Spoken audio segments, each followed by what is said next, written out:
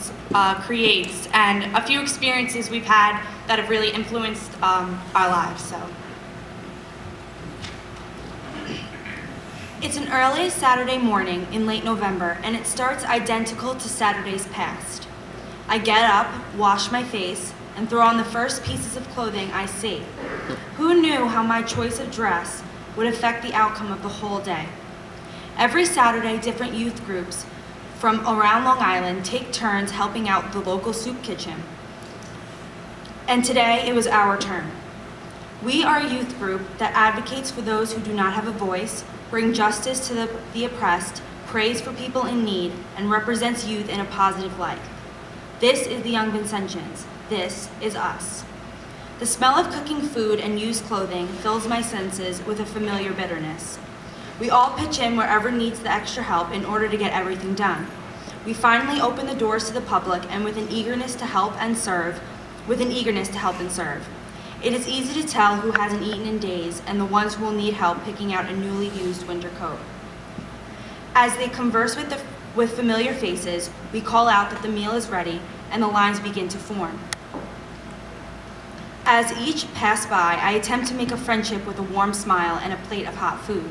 I was trying to bridge the gap between server and recipient, poor and privileged.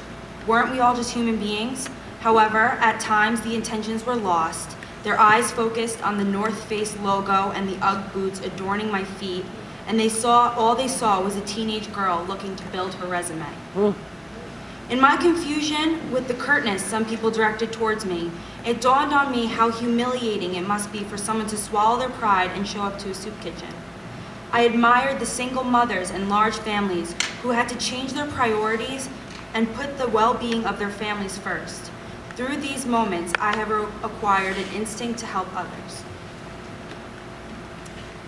It is because of our involvement in the Young Vincentians that helping those in need has become second nature. We have mastered the art of communication and now have the ability to work with a variety of people from all walks of life. Like all elements of the world, we were not shaped by one hand, rather many instances contributed to the foundation of our character.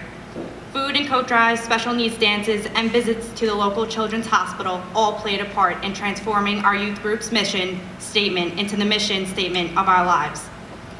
Before we were naive and blissfully unaware of people's everyday struggles, picking up food at the grocery store was a burden unlike anything we had yet to carry. The word sacrifice meant very little, the only definition extracted from our 9th grade vocabulary book.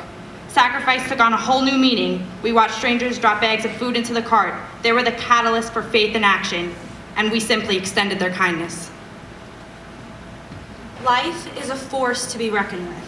People struggle and come into poverty, not because they are weak, but because they are human, just like the rest of us. We learn that judgment is equivalent to ignorance, and to criticize others grants you a false sense of superiority. We learned about life through the eyes of the needy than we could ever have imagined. The Young Vincentians have given us the opportunity to grow into the people we were meant to be. As we venture off into our new lives, we bring with us the lessons we have learned and our drive to help others. Now it is clear to us that we are simply an extension of our youth group. We have discovered our mission.